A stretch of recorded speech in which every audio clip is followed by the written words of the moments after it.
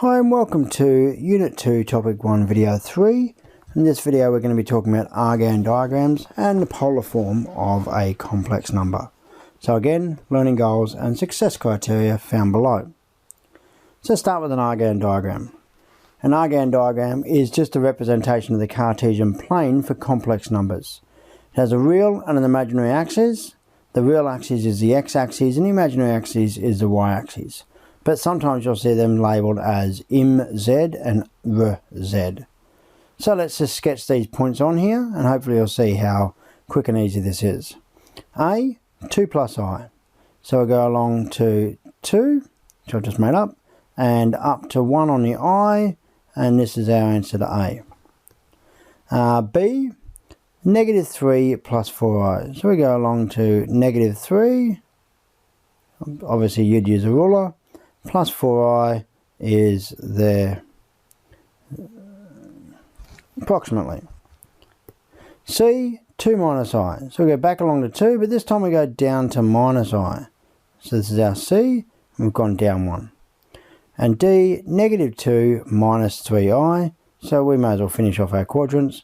Negative 2 is here, minus 3 is here, and so there's our D value. So that's how we plot points on an Argand diagram. Really not that much more difficult than that. The number line that we're used to, keep in mind you've been working with this number line for years. When you did, say in year 7, negative numbers, you probably worked on the number line. You worked in one dimension. We had a second dimension, well now we've got the imaginary numbers. And this is called an Argand diagram. So it is important to recognise what's written in orange there. Each of these is in Cartesian form or Argand form. We'll get to the polar form soon. Let's have a quick look at the geometric patterns. So Z1 and Z2, 1 plus I and 1 minus 2i. The interesting features involved in the Argand diagram for adding them, for the conjugates, for the powers and for multiplying by I. So let's have a quick look. I'm going to draw a rough Argand diagram over here. And we'll start plotting some stuff on there. So we're going to start by adding them. Remember Z is equal to 1 plus I, which is, I'll just blow it out a little bit there, but there's Z1, and Z2 is 1 minus 2I. So 1 minus 2I, which is down about here. So there's our Z1, and there's our Z2. And if we add those two together, I'll do this one in green first of all, A,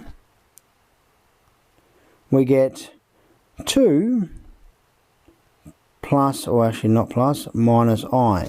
That's what we get when we add them together. So 2 minus I is here. Now the interesting thing for this is that we get this nice rhombusy parallelogram shape. And it creates that kind of midpoint between the two. When you add them together, you'll create that nice two-dimensional shape. So you might not have a play of these before I finish them all. So that's A. Now let's in orange do B and consider the conjugates. See, Z1's conjugate is equal to 1 plus, and 1 plus I is the original, 1 minus I, and Z2's conjugate is equal to 1 plus 2I. So hopefully you see Z1's conjugate is here, Z2's conjugate is up here, and the conjugate is always just going to be a reflection across the x-axis, because all you're doing is changing the y value in our Argand diagram. So that's our conjugate work. Powers, let's have a look at the powers. So we're just talking about Z1, Z1 squared, Z1 cubed. There's going to be a little bit more work involved here. So let's just bring this down and do this work. So Z1 is 1 plus I. So C, Z1 squared is equal to 1 plus I squared. Pens and papers out. 1 plus I squared is 1. And we also get a plus I squared on the end, which actually gives us 0. But we end up with 2I. And then 1 plus I cubed is equal to 2I times 1 plus I, which hopefully you'll agree is equal to 2I plus 2i squared, which is negative 2 plus 2i.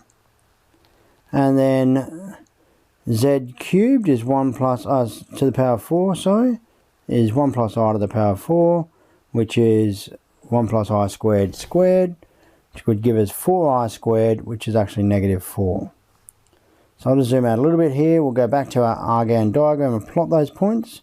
We've got Z1 plotted. Z2 is 2i, which is here. Z3 is negative 2 plus 2i, which is here. And Z4 is negative 4, which is out here.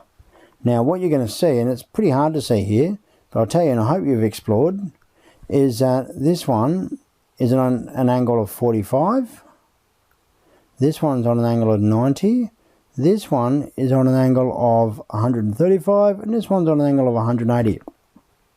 That's the first thing. The second thing is this one has a what's called a modulus or length of root 2. And this one has a modulus of root 2 squared, which is, you can see the distance there is 2. This one is 2 root 2. You can calculate if you want. This one has a distance of 4. So the distance is actually increasing by a factor of root 2 each time. Some really interesting patterns there.